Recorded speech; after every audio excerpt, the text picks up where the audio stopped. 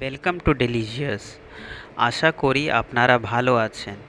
আজকে আমি আর একটা নতুন রেসিপি নিয়ে চলে এসেছি। আজ আমি দেখাবো চিংড়ি মাছের পোলাও। এটা খুব সোজা রেসিপি আর খেতেও খুব সুস্বাদু। তাহলে শুরু করা যাক। আগে আমি পোলাওয়ের ভাত রেডি করে নেব।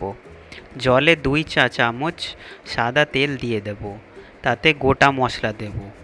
গোটা মশলার জন্য আমি দেব 4টে লবঙ্গ, একটা তেজপাতা, 1 চা চামচ গোটা জিরে, একটা স্টার অ্যানিস, একটা বড় এলাচ, 1 ফালি জাবিত্রী।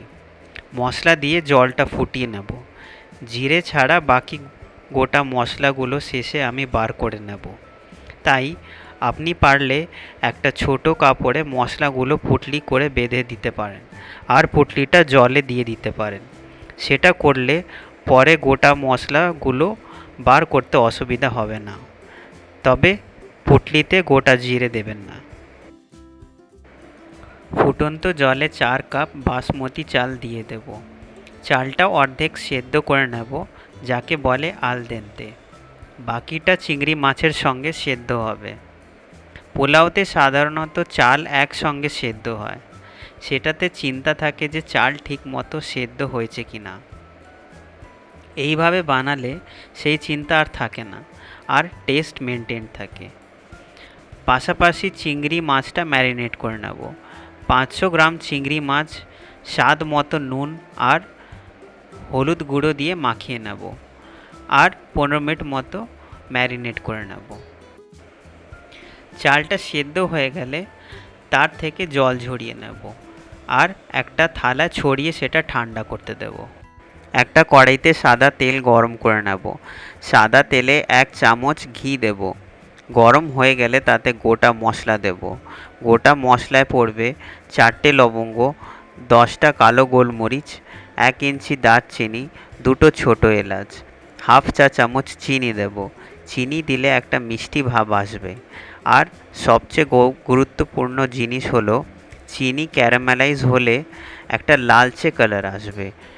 গোটা মশলা হালকা করে ভেজে নেব যতক্ষণ না সুন্দর একটা গন্ধ আসছে। গোটা মশলা ভাজা হয়ে গেলে তাতে 5 চা চামচ কুড়ো নারকেল দিয়ে দেব আর সেটা লাল করে ভেজে নেব। খেয়াল রাখবেন যাতে নারকেল পুড়ে না যায়, তাই গ্যাসের আঁচ কম করে রাখবেন। নারকেল ভাজা হয়ে গেলে তাতে কুচো পেঁয়াজ দিয়ে দেব। একটা বড় পেঁয়াজ দিলেই হবে। পেঁয়াজ লাল করে ভেজে নেব। পেঁয়াজ ভাজা হয়ে গেলে 1 চা চামচ আদা রসুন বাটা দিয়ে দেব।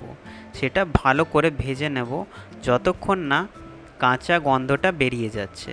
কিন্তু খেয়াল রাখবেন যাতে আদা রসুন বাটা পুড়ে না যায়, তাই আঁচটা কম রাখবেন। এইবার কুচো টমেটো দিয়ে দেব। একটা মাঝারি সাইজের টমেটো দিলেই হবে।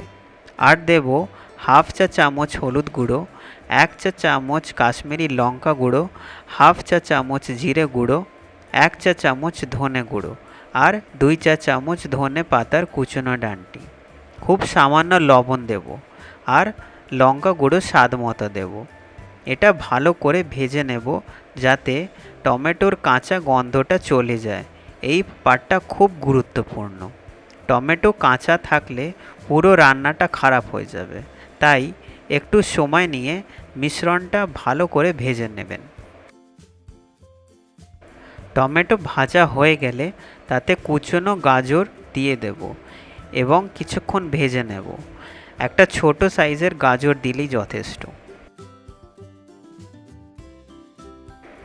গাজর ভাজা হয়ে গেলে তাতে ম্যারিনেট করা চিংড়ি মাছ দিয়ে দেব।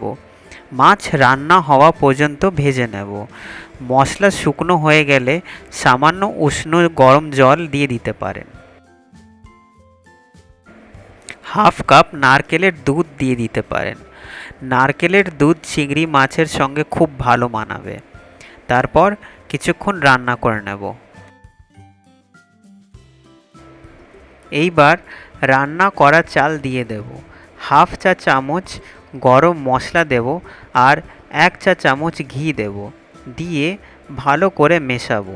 মেশানোর সময় খেয়াল রাখবেন যাতে চাল ভেঙে না যায়, তাই খুন্তি সাইড দিয়ে ঘুরিয়ে আস্তে করে উল্টে দেবেন। দেখুন ভিডিওতে আমি কেরম করে করছি।